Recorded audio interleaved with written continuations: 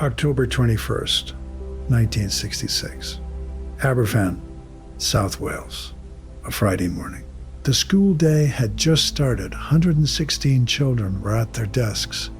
Some of them were in an assembly. Some were already in class. On the mountain above them, coal tip number 7 began to move. The National Coal Board had been piling waste there for years. Millions of tons of colliery debris stacked on a slope, directly above a village, directly above a primary school. It took the tip approximately 40 seconds to reach the school. What arrived was not a slow mudslide. It was a wave of black slurry moving fast, hitting the building at full force. 116 children died that morning. 28 adults died too, all of them in a village of a few thousand people. In less than a minute, the National Coal Board had been warned repeatedly in writing for years. Here is the detail that defines this disaster. The tip was built on top of a natural underground spring. Everyone in the valley knew water ran beneath it. Water turns colliery waste into liquid, into a thing that moves. Engineers and local councillors had warned the National Coal Board about this specific tip multiple times. The warnings were logged, filed, ignored. The Coal Board's own internal inquiry later found that not a single person in their organization knew where the springs beneath the tips were located. They had been piling waste onto unstable ground for decades without ever checking what was underneath it. The tip had moved before. It shifted every wet winter. Locals watched it, reported it. Nothing changed. On October 21st, after days of heavy rain, it moved for the last time. 3 things about Aberfan that define what institutional indifference actually looks like. The first, the chairman of the National Coal Board, Lord Alf Robins, was not in Wales when it happened. He was at the University of Surrey, being installed as its new chancellor. He did not travel to Aberfan until late that evening. When he finally arrived, he initially suggested in public that the existence of the underground spring had been unknown to the board. His own organization's files later proved that statement was false. The second, the families of the dead did not receive a penny from the National Coal Board in compensation. The money to support bereaved families came from a public disaster fund donated by ordinary people across Britain. £150,000 from that fund, donated by the public intended for the families, was later taken by the government to pay for the removal of the remaining tips that still loomed over the village. The government did not repay that money for 31 years. The third, not a single person was ever prosecuted for the deaths of 116 children. The public inquiry, led by Lord Justice Edmund Davies, concluded explicitly that the National Coal Board was responsible. It named negligence on every level of the organization, and then nothing happened. No charges, no trials, no prison sentences. The board was fined £5,000. The village of Aberfan sat in the Taffetchan Valley in Merthyr Tydfil County Borough, one of the communities shaped almost entirely by the coal industry that had driven South Wales for over a century. The men of the village worked in the mines. The tips on the slopes above the valley were as normal a part of the landscape as the hills themselves. Enormous mounds of colliery waste, slate, and shale that had been accumulating since the pits opened, piled onto every available hillside because there was nowhere else to put it. Pantglas Junior School sat at the base of the slope below tip number 7. It was a typical Welsh primary school, small, brick, full of children from the village. On the morning of October 21st, the school was in its first half hour of the day. Older children were in classrooms already. Some of the youngest had just gathered in the hall. The National Coal Board had received at least 3 documented warnings about the condition of tip number 7 before October 1966. A local councillor, David John Bainan, had written formally to the board, expressing concern about the tips above the village. Other residents had raised the alarm through local government channels. The warnings all identified the same risk. The tips were on steep slopes. Water was present in the ground beneath them, and the combination was dangerous. None of those warnings triggered any meaningful inspection or remedial action. The board had no established procedure for mapping the underground watercourses beneath its tips. This was not an oversight that had been identified and left unaddressed. It was simply something nobody had ever required them to do. In the days before October 21st, heavy autumn rain had saturated the ground throughout the valley. The water table beneath tip number 7 rose. The already unstable mass of colliery waste became progressively more liquid. The tip began to subside slightly on the evening of October 20th. A maintenance worker noticed the movement and reported it to his supervisor. No emergency action was taken overnight. The overnight decision not to act on the maintenance worker's report reflected a broader culture within the National Coal Board's tip management operations. Tips were considered essentially passive infrastructure. They sat on hillsides, they grew larger as waste was added, and they were inspected on irregular schedules by personnel who had no formal training in slope stability or hydrology. The idea that a tip could fail catastrophically and rapidly rather than simply slumping gradually was not part of the operational mental model that the board's local managers had been given.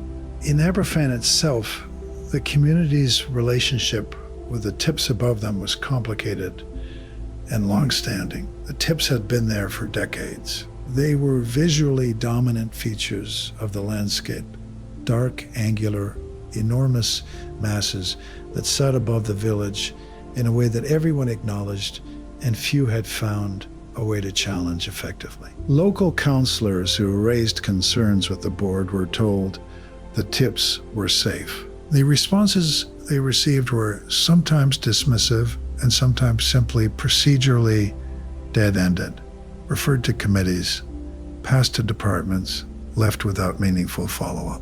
The children of Aberfan who attended Pantglas Junior School had grown up beneath those tips. They could see them from the school playground. Some of them had walked past the base of tip number 7 on their way to school. None of them had reason to believe on the morning of October 21st, 1966, that the hillside above them was about to move. By 9:15 on the morning of October 21st, the movement had accelerated beyond any point of control. A section of the tip approximately 40 feet deep gave way entirely, releasing the mass above it and triggering a catastrophic flow of liquefied colliery waste down the slope toward the village below. The flow reached Pantglas Junior School in under a minute. The slurry struck the school building at an estimated speed of 30 miles per hour. It did not simply fill the school, it drove through it. Walls collapsed inward. Roofs came down. Classrooms that had held children at their desks seconds earlier were buried under feet of black liquid waste. The entire front section of the school was crushed and submerged almost simultaneously. Children who had been talking and reading and beginning their school day were dead before most of them had time to understand that anything was wrong. The noise of the tip's approach had been described by survivors outside the building as a sound like thunder, like a train, like nothing they had heard before. Inside the school, there was no warning at all. The first rescuers at the scene were the fathers of the dead, miners who had been at the pit head when the tip came down, who could see from their position what had happened, who ran toward the school before any official emergency response had been organized. They dug with their bare hands, with shovels, with anything they could find. They worked through a slurry that was still liquid enough to flow back into the holes they dug. That covered them to the waist as they moved through it. That resisted every attempt to reach the children they could sometimes hear. By the time organized rescue teams arrived from throughout South Wales and beyond, the window for finding children alive was already narrowing. Survivors were pulled from the wreckage throughout the morning and into early afternoon. The last child found alive was taken from the debris at approximately 11 o'clock. After that, every child was recovered dead. The final count, 116 children aged between 7 and 10, 28 adults. In a village of fewer than 5,000 people, there was almost no family that did not lose someone. The immediate rescue operation drew workers and volunteers from across the South Wales coalfield and beyond. Miners from nearby collieries came in shifts, working in conditions of emotional extremity. Many of them with their own children at the school, digging through the same material they worked with underground. In a situation where every few minutes of delay might be the difference between a child alive and a child dead, the work required not just physical effort, but the suppressed awareness of what they were likely to find. Accounts from the rescue workers consistently describe a silence among them in the hours after the last live child was found. A shift in the nature of what the work had become that required no announcement. The Tribunal of Inquiry, chaired by Lord Justice Edmund Davies, sat for 76 days, taking testimony from witnesses across the National Coal Board, local government, and the community. Its report, published in 1967, was clear and explicit. The disaster had been caused by the negligence of the National Coal Board at every level of its organization, from the local management that had ignored the warnings to the senior leadership that had never required proper watercourse mapping beneath its tips. The report was damning. It named names. It described a culture of complacency and bureaucratic indifference that had been building for decades. The board accepted responsibility in a formal sense. Lord Robins eventually resigned, not immediately, but in 1971, 5 years later. No criminal prosecution was brought against any individual. The fine of £5,000 imposed against the organization as a whole was equivalent to less than £50 per dead child. It was and remains the only formal legal consequence the National Coal Board ever faced for Aberfan. The bereaved families received compensation eventually through civil proceedings that dragged on for years after the disaster. The Public Disaster Fund, which had raised over £1.5 million from donors across Britain and around the world, was managed by a committee under conditions that many families found opaque and inadequate. The deduction of £150,000 from it used to pay for removing the remaining tips that still hung above the village, became one of the most bitterly contested aspects of the disaster's aftermath. A decision that felt to the families like being asked to pay for the safety their children had been denied. The Welsh Assembly government formally apologized for the tip removal charge and repaid the money in 1997, 31 years after the disaster. The memorial garden in Aberfan on the site of the school contains rows of identical white arches marking the graves of the children. There are 116 of them.